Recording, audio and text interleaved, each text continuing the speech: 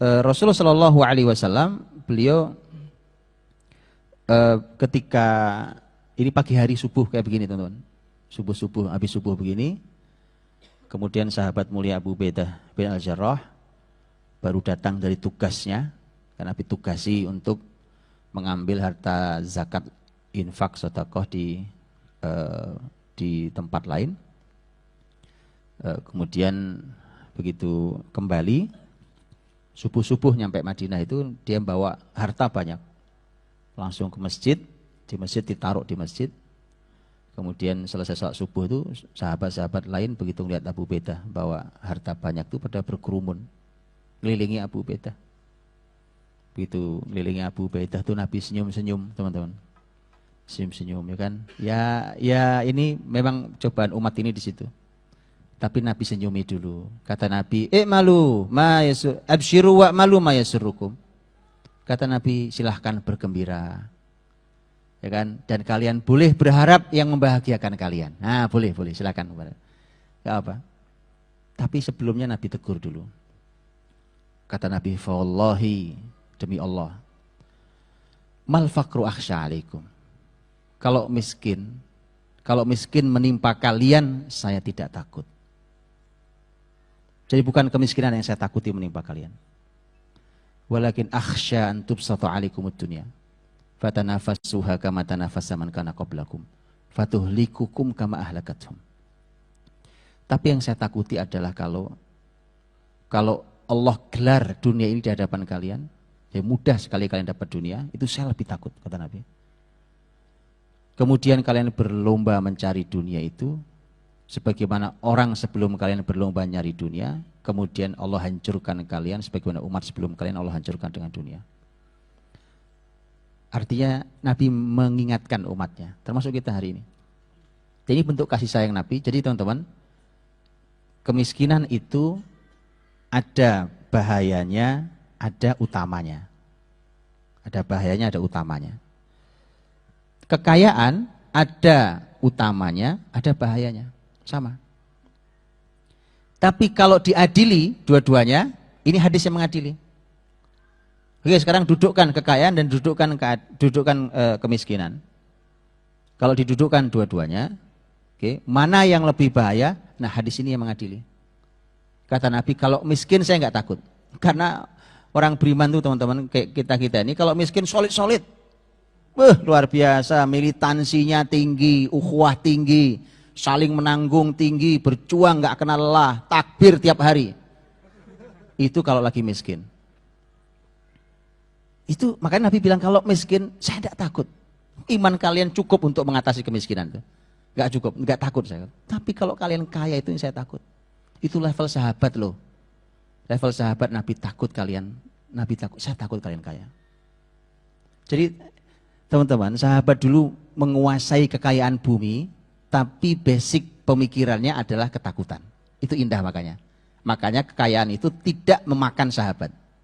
Kekayaan itu tidak menjatuhkan sahabat karena basic terhadap harta itu takut sahabat itu. Dan itu terus dibawa oleh sahabat. Sahabat paling kaya setelah Nabi Abdurrahman bin Auf radhiyallahu anhu datang ke Ummu Salamah, istri Nabi radhiyallahu anha. Ya Ummah, wahai bunda, saya kok takut sekali ya. Bukan takut kehilangan harta, saya takut sekali kenapa saya kaya sekali. Itu landasan berpikir orang kaya di zaman sahabat, teman-teman ya. Makanya ini peringatan buat kita. Dan makanya saya ketika diundang untuk ceramah di waktu itu acara apa tuh, entrepreneurship muslim gitu-gitulah katanya itu. Ya kan? Salah satu pembicaranya saya diundang, saya bilang antum salah ngundang orang. Kalau yang lain, para entrepreneur yang lain mendorong untuk kaya. Saya takut malah kalau mendorong antum kaya. Nabi takut kok. Nabi takut masa saya dorong. Kenapa? Karena saya bilang, lu kaya itu kalau buat umat Muhammad itu pasti masalahnya. Loh, antum buka ayatnya, antum buka hadisnya. Enggak lama lagi bumi diserahkan Allah untuk orang beriman hari ini. Antum melihat zaman ini, antum baca dengan ilmu para ulama, antum akan melihat mudah. Terus kenapa antum ngotot banget pengen kaya? Nabi dulu takut sekali kalau kalian kaya. Nah, maka saya bilang antum salah ngundang orang. Karena yang lain dorong kaya. Saya bukan dorong miskin, bukan. Cuma cara berpikir bahwa orang ambisius terhadap kekayaan itu sudah Nabi ingatkan. Kata Nabi, ini yang saya takut pada kalian. Jadi kaya boleh teman-teman, cuma cara berpikirnya tolong yang benar, itu maksudnya. Ya, kaya boleh, miskin juga boleh. Wong dulu sahabat kaya miskin itu cuma pilihan kok. Kalau waktu kekhilafahan sudah dibuka luar biasa di masa, apalagi masa Umar radhiyallahu anhu, Persia ditaklukkan, Romawi ditaklukkan, itu kekayaan muslimin luar biasa. Tapi kaya miskin itu hanya pilihan hidup. Abu Dzar milih miskin, Abu Ubaidah milih miskin, itu pilihan hidup. Kalau apa mereka tidak bisa kaya? Bisa kaya. Abu Hurairah yang tadinya cuma ashabus sufah tadi yang saya ceritain makan korma tadi itu. Abu Hurairah itu pernah pingsan di samping mimbar Nabi. Pingsan. Abu Hurairah mengatakan, orang menduga saya sakit, padahal saya lapar. Pingsan, gak ada makanan. Tapi begitu menjadi pemimpin, jadi ilmuwan, jadi pemimpin besar, diutus zaman Umar, beliau memilih jadi orang kaya, sah, boleh. Jadi kaya miskin tuh kalau buat sahabat cuma pilihan aja. Saya milih miskin aja deh. Yang bilang enggak, saya milih kaya, gak apa-apa gitu. Bukan harus kaya, Allahu Akbar, bukan gitu. Itu salah berpikir. Gitu ya teman-teman ya. Nah itu yang mari kita, dunia ini kalau antum takbiri, antum kejar-kejar, antum jadi budak dunia ini. Dan Nabi sudah katakan, ta'isa abdud dinari wa dirham wal qatifah. Kata Nabi, celakalah hambanya, budaknya, dinar, dirham, dan kain sutra.